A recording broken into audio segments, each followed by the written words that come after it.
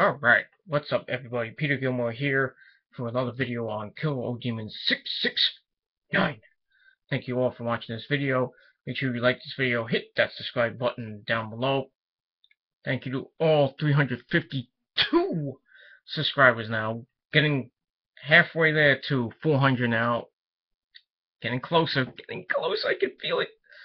So, thank you all for watching. Make sure you like this video, share this video on Google+, Facebook, Twitter, Tumblr, Instagram, wherever on the internet. And that's pretty much it.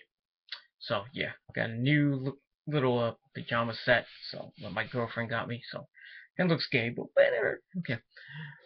But anyway, what I want to do in this video, as the title below says, every Monday night here on Killer O Demon 669, it is time for your late night Monday night Raw review for October the 20th, 2014, the go-home show right before Hell in a Cell. And Raw came your way from Kansas City, Missouri, the home of the American League champions, the Kansas City Royals, and just outside Kansas City is Randy Orton's hometown of St. Louis. And we all know what happens in KC, that fateful night back in 1998. Owen Hart's death, and I don't know if it's the same arena. I don't know if it's the Kemper Arena, but they were in tonight. I don't know. It might have been a different arena, but whatever.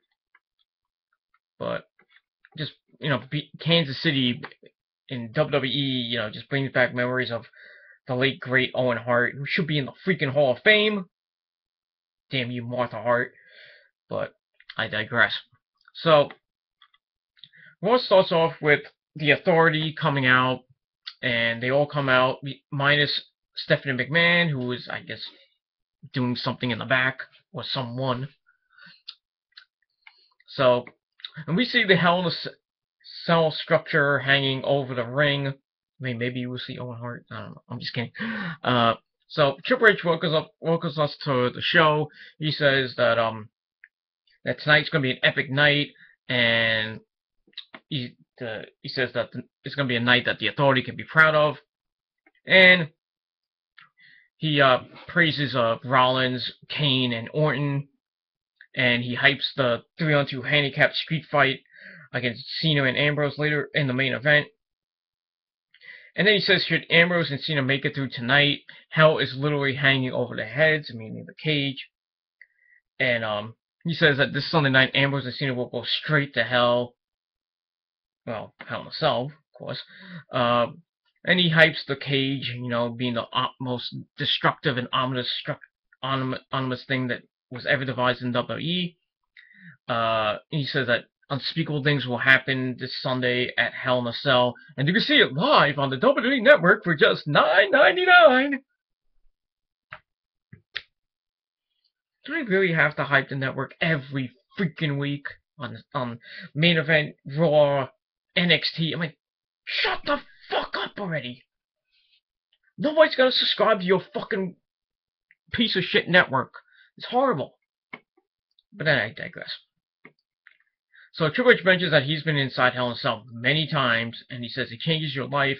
It's the kind of match you win, even though he has won more Hell in a Cell matches than any man alive. I believe he's won 5 or 6.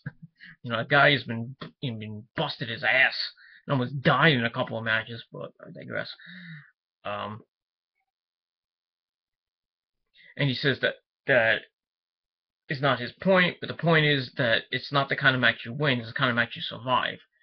And he says the Cell will put an end to 2 of the most heated rivalries in WWE history, meaning Ambrose and Rollins and Cena and Orton. And he hypes both matches. And then Rollins gets on the mic, and he says that he likes that moniker, and he's interrupted by a "You Sold Out" chant. And Rollins laughs it off, and he says, thinking of a new nickname, Undisputed Future of the WWE. Maybe. And then Rollins says that the keyword is future, meaning Kevin Steen. And he says that that's something that Ambrose will no longer have after he beats him at the pay-per-view on Sunday. So Orton's like, okay, you got a point there. So he says the true main event is going to be him and Cena, which it actually is. It sucks. And it's going to involve a couple of superstars that have been around the WWE longer than him, who's just been around for a couple of years, or a cup of coffee, as Orton says. Orton says he's going to beat Cena at Hell in a Cell this Sunday and end the rivalry once and for all. And then Triple H's like, yeah, you're both right, but you know, it's going to be a double main event, and the whole world wants to see Rollins destroy Ambrose. What he's about to say will put Orton's match even, you know, one step above that. So he mentions that, you know, Orton and Cena, the winner of the match, will receive a title shot at Brock Lesnar. Most likely at Royal Rumble, because that's when Royal Rumble, you know, that's when Brock is going to come back. So, Orton says that he's going to make Triple H proud, unlike the Kansas City Royals, who haven't won anything in 29 years, meaning 85. And he says he's going to make Triple H proud, as he'll beat Cena and then beat Lesnar. Triple H says, yeah, I know you're going to make me proud as well as Rollins and Kane, and everybody's going to be proud, and everybody's going to be happy, you know. And then Triple H says that the Authority always wins because that's best for business. And so the Authority music hits, and then Kane's pyro hits out of nowhere, you know, scamming everybody. So it was a decent segment. I gave 3.25 out of 5 stars. Alright, then we get a pre-taped promo showing the Usos saying that they're going to regain the WWE Tag Team titles at Hell in a Cell. Probably, unless the Ascension is finally going to come up. And maybe debut at Survivor Series. We'll see. So then we get a promo from the Tag Team Champions, Gold and Stardust. And Stardust talks about how they would not lose the Cosmic Key. And then Goldust says they're not science fiction. And then Stardust says, we're science fact. Well, whatever the bullshit they do. So, we see them in tag team action. Sheamus and the Usos taking on Gold, Stardust, and Damien Mizdow, of all people. And this match was, it was okay. It was pretty much back and forth. I'm not going to get into much of it. Miz was on commentary, you know, hyping his match with Sheamus for the United States title. Like I said, back and forth match.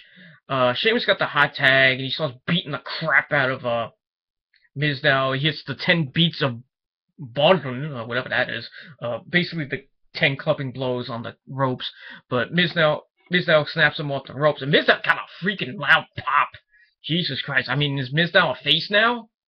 Or is he like a tweener? Because I know that the fans want Mizdow to, like, well, you know, to get a big freaking push, you know.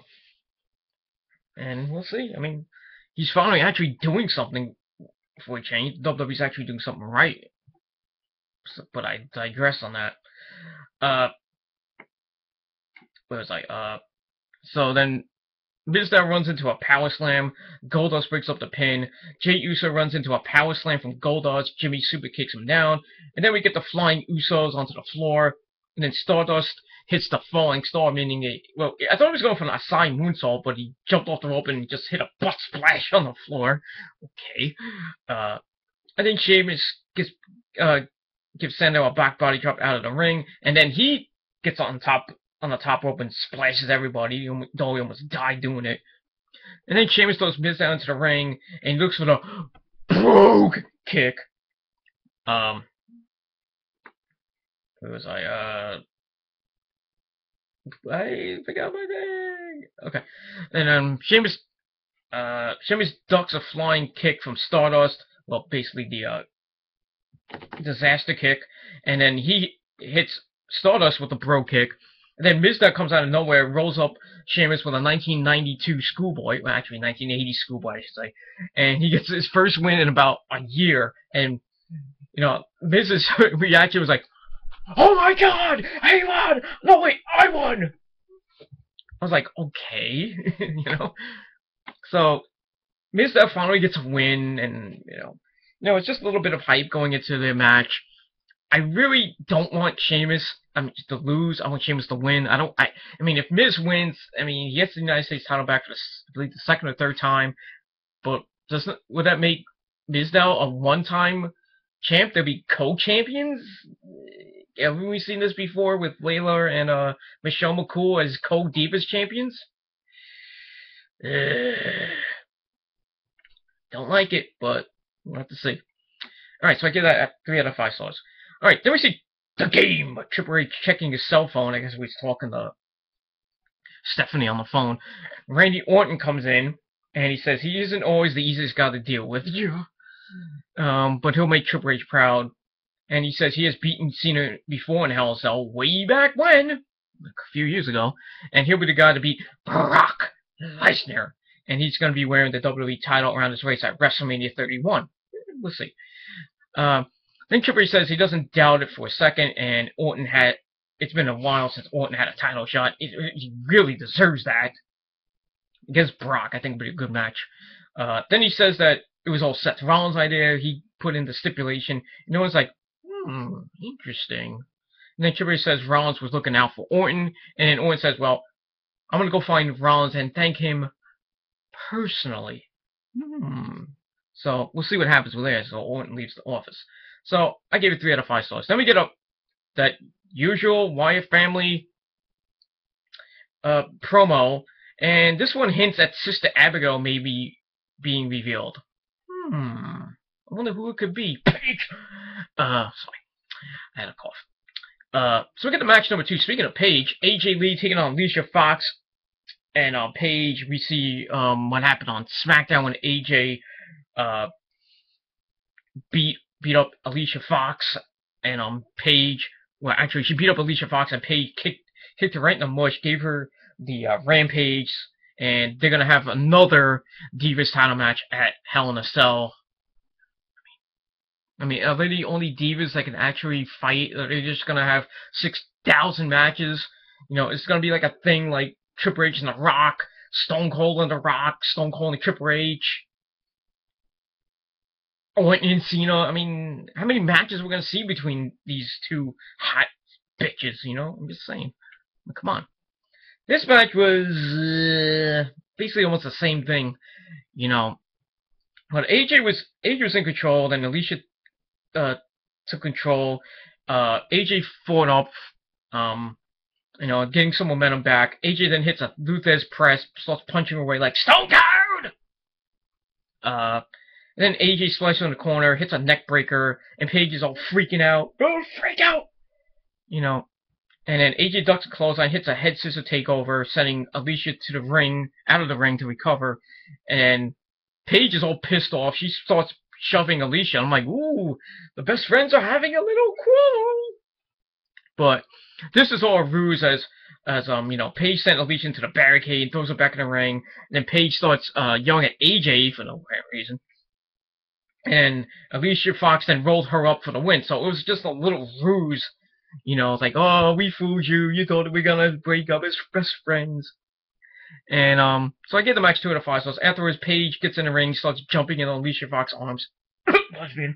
And then Alicia collapses to the mat.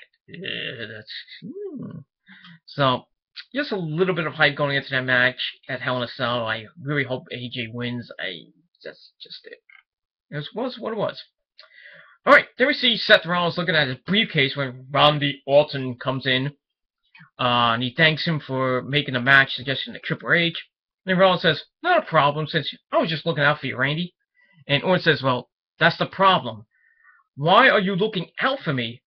And Rollins says, well, I'm a team player. We're in the Authority, damn it. And then Orton says, well, I don't want you on my team, before telling him to stay out of his business.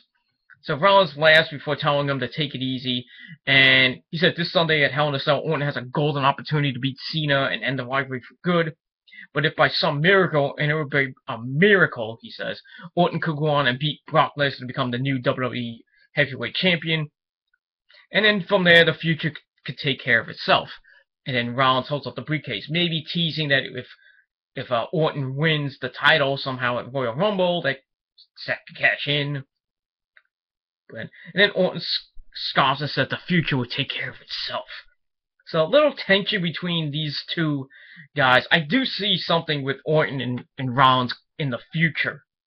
You know, I really do see Orton and Rollins having a match. I mean, Orton as a face and Rollins, as a heel. But we'll see. So I give it 3 out of 5 stars. All right, then we find out that after Raw, exclusively on the stupid-ass WWE Network, Hulk Hogan, brother, is going to have an exclusive interview, probably hyping the Susan G. Komen breast cancer awareness thing. And I didn't watch it. I didn't care. All right. From there, we get a Randy Orton promo. We see the cell being dangerously low to the ring. So he comes out in his little business suit.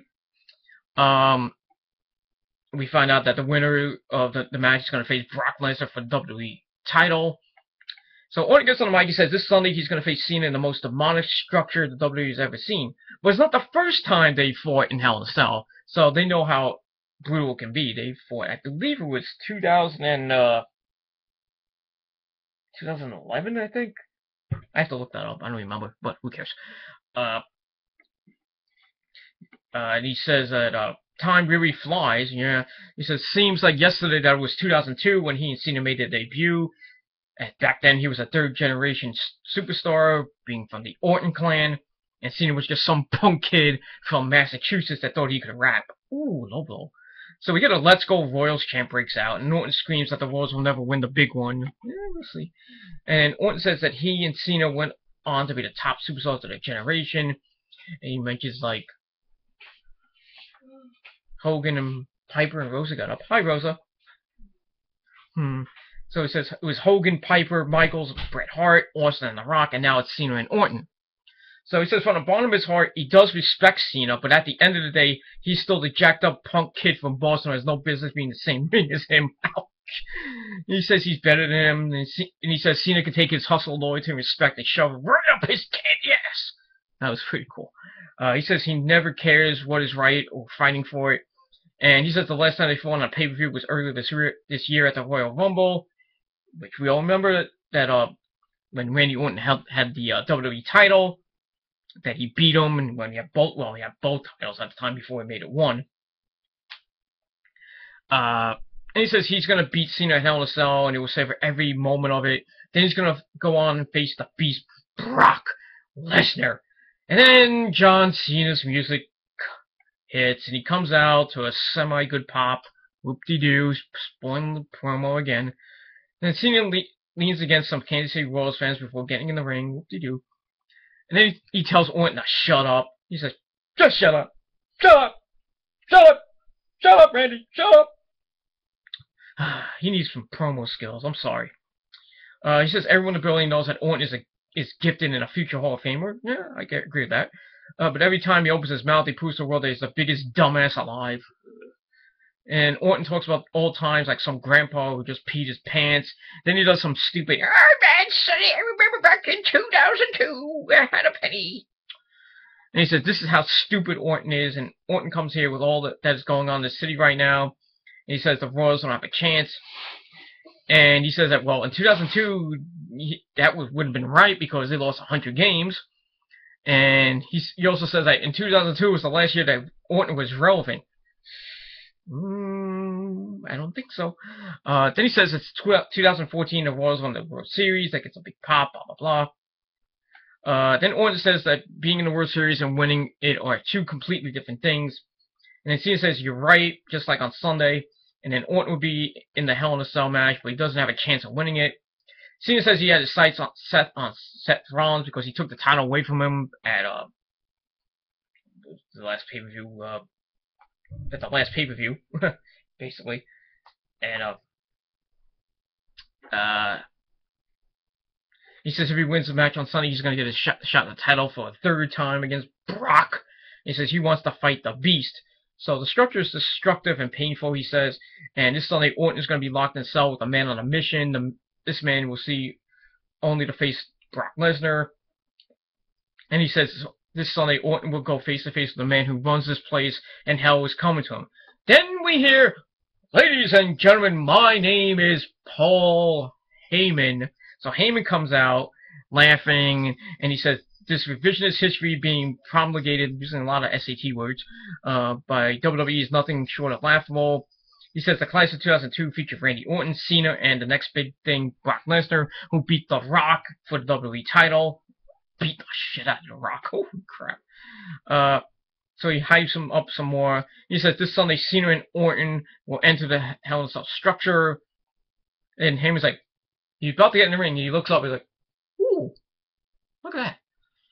So he says, he hopes both. He says both will hope to win to find their legacies against each other, but his client has no equal, which is why the winner of this match is the ultimate loser. Because when you then have to step in the ring with Brock Heyman, who is not a man, he's a beast. And Heyman says he's always respected Orton and knows how much he wants the WWE title. Okay. And he shows him that he wants no part of Brock Lesnar. And Cena's leaving when Heyman cuts him off. While Orton wants no part of the Beast, Cena wants both the title and the Beast. Heyman doesn't know what Cena has on the brain. He's kind of dumb, but it's not sound thinking. And if Cena gets by Orton, which is lucky, Cena cannot simply get by, then he has to get in the ring with his challenger-eating carnivore, Brock Lesnar. So then Cena gets all pissed, and he lifts Heyman up looking for the AA, but Heyman's like, no, don't do it! So Cena puts him down, and then Orton drops Cena with the RKO. Yes! And then Heyman's like, ha ha ha, and Orton shouts at Cena, who's stupid now, Cena? And then Orton stands side by side with Heyman for dropping him with the RKO. Then Orton throws Cena hat into the crowd as his music plays, so maybe it's a precursor to Brock and Randy Orton. Who knows? But the segment, it was very good. You know, great hype going into their match. So I give it 3.5 out of 5 stars. So we hear from Mitchell Cole, Jerry the King Lawler, and JBL. They talk about what just happened, and we see replays of Rusev nearly beating the Big Show last Monday on Raw if it wasn't for Mark Henry interfering. Then we see Big Show knocking out Rusev at ringside. So we get the match number 3, Big E taking on Alexander Rusev. Rusev smash Lana pussy, yeah! So he comes out with Lana in a nice white get-up. So they lock up, and this match wasn't anything special. Basically, Rusev beating the crap out of Big E. Big E got some offense in, but it wasn't enough for the unstoppable force of Alexander Rusev. So I gave the match 3 out of 5 stars as Rusev hit the thrust kick, and he stomps on the spine, locks in the accolade, broke Big E's back, and made him humble. Afterwards, we hear from Lana, who says this Sunday the cowardly Big Show will prove and fail all of the Americans.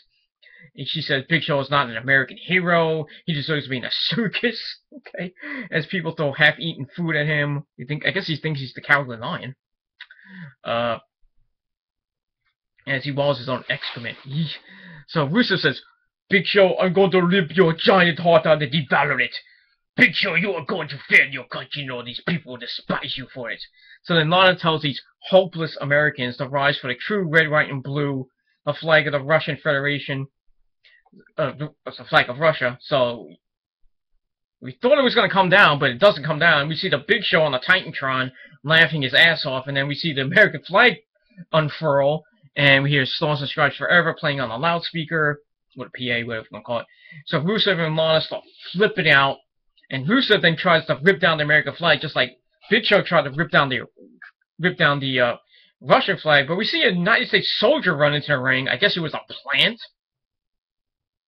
I don't know, whatever. And security tries to stop him, and Rusev then knocks him out with a thrust kick before leaving the ring. And then officials check on them as the USA chant starts. So a little bit of hype going into their match. So I gave it 3.25 out of 5 stars. After that, Big Show is still in the ring. He came to the ring at the commercial break. He's all pissed off with the American flag still hanging over the ring. And he's all crying. There's no crying, you're wrestling? Really? So more USA chants break out. And Big Show then gets on the mic. He says, there's certain lines you don't cross. And you don't disrespect America. And you don't disrespect an American soldier. So Big Show, with tears running down his cheeks, says that Rusev wants his attention and be inside his head. And he says what Rusev just did will make him unleash all unholy hell on him. And he says he's an American and a giant and a Hell in a Cell. Rusev's 15 minutes of fame in the WWE are up. So he leaves the ring before charging back into it. Then Big Show gets back on the mic. He says, well, forget about all this stuff. Let's do this right now. So he calls out Rusev. Fans are going nuts, but Rusev doesn't even come out. And then Big Show says if Rusev doesn't want to come to him, well, I'm going to go to you. So he leaves the ring, walks backstage. So I gave that 3 out of 5 stars. Then we see him backstage, and he's acting a stagehand where Rusev's dressing room is. Man's like right there with a big door that says Rusev on it. So Big Show kicks the door in, but Rusev's not inside, and Big Show's all pissed off leaving the room. So I gave that 3 out of 5 stars. So it was what it was. All right, we keep the momentum going with more backstage segments with Dean Ambrose. He's seen watching See No Evil 2, starring Kane and Emma. Yeah, Emma is in it. Yeah, and he has some popcorn in his hand. And John Cena walks in. He's like, "What are you doing?" And Ambrose says he's doing some research for the match. And he says Kane is sick and twisted in the movie. And Cena then asks him if this is really his plan. Ambrose says that they're like a comic book movie. It's like Superman teaming with Batman. You know, the Superman and Batman are going to have a movie coming out next year. It's going to suck! But I digress. Ambrose then says that they stand for truth, justice, and American way. And Cena has an American square jaw, whereas he likes to beat up scumbags and has been known to wear a cape. Okay? And Cena says, well, you know, we got a match tonight, and the 3 people in the match will do what they can to take them out of commission. And Ambrose's like, Cena, relax. And he says, even though he's undefeated in contract and pole matches, but handicap street fights are his specialty. And they'll throw punches at anything that moves, and if they take them down, they take as many of them as they can with them. Then Cena says, that's a good idea. He says, but the Batman thing is not a good comparison, as Ambrose is more like the Joker. And Ambrose's like, why so serious? So, it was a pretty funny promo. I gave it 3.25 out of 5 stars. Alright, match number 4, Divas Action. Summer Rae taking on Brie Bella. This match sucked dick. You know, Brie won with the X Factor after hitting a missile dropkick. You know, Summer got some, you know, offense in, but, you know, it was basically Brie beating the crap out of her, hyping herself up for her match against Nikki Bella, where the winner becomes each other's assistant. Yeah, Nikki's gonna win. Just saying. But I'll do that on my predicting show later on. Alright, so I give that 2 out of 5 stars. Then we see Dean Ambrose walking backstage with 2 strange bags in his hands, so we're going to hear from him. The commentators plug the stupid network and all the programming at the conclusion of Raw, blah, blah, blah, blah, blah, blah, blah, blah, blah. So then we get a Dean Ambrose promo, and he comes out with the bags, and he throws the clunky duffel bag in the ring, and he sets up a chair in the center of the ring, and the Hell in a Cell is still low in the ring. You know, it's been like up and down, up and down, up and down. So, Ambrose says for the last 4 months he's been having dreams and visions about what he'd do if he got his hands on Seth Rollins. And this Sunday he gets his chance. Then Ambrose opens up one of the bags and pulls out a mannequin of Seth Rollins. Okay. Ambrose sits in the chair and starts talking. He says he's nothing but a puppet for the Authority, and all Rollins does is all the dirty work, but that doesn't suit him. Rollins never liked getting his hands dirty, and Ambrose would do him a favor, so Rollins doesn't think he doesn't care about him. So he rips off a body part. Let me see. He says the first part that he's going to rip off is his hand, so he rips off the hands. Then he slaps the mannequin with his severed hand, and he hits the mannequin with a screwdriver and a hammer. So Ambrose takes out a saw, and he says he's going to saw off his balls, but he already sold those off to the Authority. So then Ambrose grabs the mannequin by the crotch with tongs, like he did a couple weeks ago when he went to Coney Island. That was funny. Before giving up pole driver. Oh, God. Then Seth Rollins' music hits. He comes to the stage with Joey Mercury and Jamie Noble. And then Rollins congratulates Ambrose for finding an opponent on his intellectual level. And he says they all know Ambrose will never beat him, but at least he can parlay this into a pretty good comedy career like Carrot Top. You know, opening for Carrot Top, Gallagher, and Louis C.K. Then Ambrose says he wants to give a hand to the world's biggest sellout. So then Ambrose then throws the mannequin arm at him, and Rollins says he did sell out, but it stings a bit coming from the Missouri crowd since he grew up in the Midwest. It did come from my way, I think. But that's where the similarities end. Rollins knew he was destined to be more than some pathetic Midwestern piece of crap or trailer park crap. And you know, the fans will know any idea what it's like to be him. He's rich and famous and a somebody. And that's why they're taking photos of him, putting on Instagram and telling them that he was their favorite part of Raw, blah, blah, blah. So Rollins like, well, if I sold out, well, so what? He sold the Shield out as well as Dean Ambrose, so what? Ambrose says they have a main event and wants to save the words for Hell in a Cell, but they can give a preview to the people of Kansas City. Yay, cheap pop. So Ambrose is holding a drill in his hand. Whoa, a drill? Holy shit, this is some CZW shit. As Rollins stands on the ring steps. So Rollins says he doesn't sweat Ambrose and the drill in his hand. And Rollins says he doesn't sweat Hell in a Cell. So then we hear the music of Mick Foley, the hardcore legend. Who is a hardcore legend? Cactus. Oh. Let me just find my spot here. Okay. So he comes out to a big pop. I didn't think he was going to be there. So he gets to the ring and the fans start chanting his name. So Foley came by to visit an old friend and he points to Hell in a Cell, which he made famous back in the early 90s when he fell off the top of the cell in that hellacious match with The Undertaker. Oh boy. He says,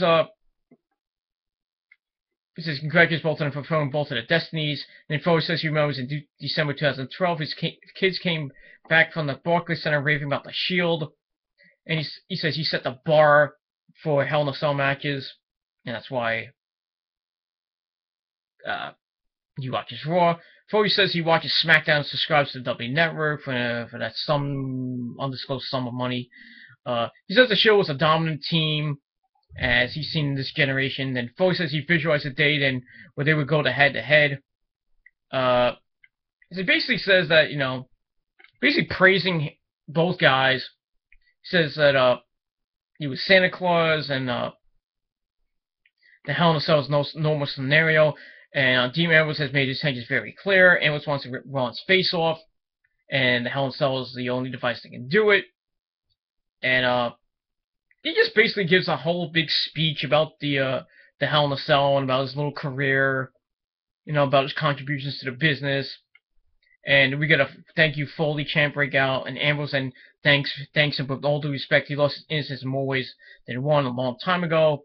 He isn't worried about more psychological scars or physical scars, and no one understands him in the locker room. If anyone on this planet may understand him and know that he's ready for Hell in a Cell, it's Foley. And that's a question Rollins will have to ask himself. Was it all worth it? So Ambrose tells Rollins to ask himself that before he's in a hospital bed Monday morning. Then Rollins says that he gets it that both Foley and Ambrose are out of their minds, blah, blah, blah. And then they go back and forth, and Foley says that a wise man used to say that which does not kill you makes you stronger, meaning Tommy Dreamer. And that man was never thrown off Hell in a Cell. He didn't realize that this match would define the same way it did him. So we get more hype for the match, and then Foley says, "Have a nice day!" And so his music hits, he leaves the ring, and Ambrose talks a little bit more trash to Rollins as he stares at him. Then Ambrose scares him off with a steel chair before knocking him off the apron with a mannequin. And then Rollins throws it back at him and the Stooges. So, very good promo. I never thought I would see Foley come back to WWE, but good hype to their match at Hell in a Cell. I give it 3.75 out of 5 stars. It was that good. And I really think that Ambrose and Rollins are going to beat the living crap out of each other. If there's no blood in that match, there's no point. Just saying. Alright, from there we get match number 5, Dolph Ziggler taking on Cesaro. This match was okay. I like how the commentators mentioned the passing of Ox Baker, who was a big-time wrestler back in the early days, the 70s. You know, I think Heyman or Taz said that. I think it was Taz said that he was probably one of the best heels in the business. I kind of agree with that. I don't know. I haven't seen him fight, you know, but you know, rest in peace, Ox Baker. So we get to the match, and the match was like pretty good. Wasn't that great, but it was pretty much good. Pretty much back and forth match. We get near the end of the match. Ziggler goes for a big DDT. Cesaro pushes him off. Ziggler then ducks a big boot, and Cesaro counters with a kick. Cesaro then pushes him off and then uppercuts him for the win. Tiger uppercut! So I guess Cesaro and Dolph Ziggler are going to have a match at Hell in a Cell for the Intercontinental title. I don't think it's announced yet, but it probably will be. So I give the match 2.5 out of 5 stars. Afterwards, Cesaro goes to leave the ring, but he returns to hit Ziggler with a neutralizer, and then he taunts the crowd before leaving the ring. So that was pretty much it. So we'll see what happens at Hell in a Cell. Alright, after that we see Seth Rollins and Randy Orton arguing backstage. And as Kane watches on, then Triple H tells him to shut up. And Triple H says they won't screw this up, and he's a general out there, and it won't be Rollins and Orton. So Kane comes in, he tells them to be quiet. And he says the end of John Cena and Dean Ambrose on Sunday begins tonight. And then he orders them to put aside their differences and take care of business. And it's time to give the Golden Boy and a lunatic fringe a taste of hell. So then they walk off. So that was just a little bit of hype going into the main event. So I give it 3 out of 5 stars. Alright, then we find out on the Hell in a Cell pre-show, we see Paul Heyman as a guest panelist with Renee Young and probably somebody else. Maybe Alex Riley and Booker T, sucker! So we'll also see Mizdow TV with The Miz as a special guest. Don't watch it. Alright, then we see a by the numbers video of the Hell in a Cell. That was pretty cool. Then we see the same Wyatt family video from early in the night. We see Hulk Hogan brother with Renee Young talking about how his big his penis is. I don't know what he was talking about. And then we find out he's going to be on the WWE Network after Raw. So we get to the main event, a handicap street fight. Cena and Ambrose taking on the Authority. This match was freaking chaotic. I mean, it went all over the place. I mean, you know, Orton was in control, then the Authority in control. And Cena gets the hot tag. He hits his 5 moves of bullshit. He hits the AA on Kane, a little sloppy though. Cena then goes under the ring, grabs a table, he sets it up in the ring, tries to go give the AA to Rollins, but Rollins tips over the table. Then Rollins sends Cena into the steel chair that was wedged in the corner. He goes outside the ring. Orton viciously sends Ambrose into the steel steps. Then Kane picks up the steps and he throws him onto the ramp. And Orton pushes Ambrose into the steel steps that Kane is holding, and he beat him up with it. And Rollins sets the table up in the corner of the ring. Cena goes for the AA, but Rollins slides off and hits a backflip reverse DDT, otherwise known as the Diamond Dust, or the Standing Sliced Bread number 2. So then Kane tags in, pulls Cena out of the ring, and he throws him over the commentary table. Too bad he didn't hit Cole in the face. And they battle outside for a little bit before throwing Cena into the ring post. And then Cena's thrown back into the ring. And Kane then throws Cena headfirst through the table. Ow. And then Kane big boots Ambrose off the apron. And then he orders the cell to come down. So the whole cell's enclosed in the ring. Oh boy. They start beating the crap out of Cena for a while. Ambrose gets in. You know, he crawled under the cell before it got down to the ring. And then Ambrose starts beating the crap out of everybody. He beats up Orton with some candlestick shots, hits a Russian leg sweep with the candlestick. Then he throws a chair in the ring. Then he does the 187 a la New Jack off the second rope. And then Kane grabs Ambrose by the throat, but Ambrose blocked it, hit Kane with a steel chair. Then he pulled down the top rope to get Orton out of the ring. And Ambrose gets Rollins, the back body drop on top of him. Ow. And Orton nearly got impaled on the leg of the table fragments. And he lets out a loud curse word. Fuck! So then Ambrose then takes Rollins out with a suicide dive into the wall of the cell. And Orton then throws the table fragments out of the way and slams Ambrose off the ring post. Ambrose rolls him into the ring, stalks him for his finisher, the Dirty Deeds. Though isn't Dirty Deeds the Wombat Center? He basically has a new move. He just hit like a double arm DDT now, and freaking Cole called it the Dirty Deeds. Okay. So he hits that on Kane. Orton then uppercuts Ambrose. Ambrose tries to do the slingshot clothesline, but Orton dropped it with the RKO for the win.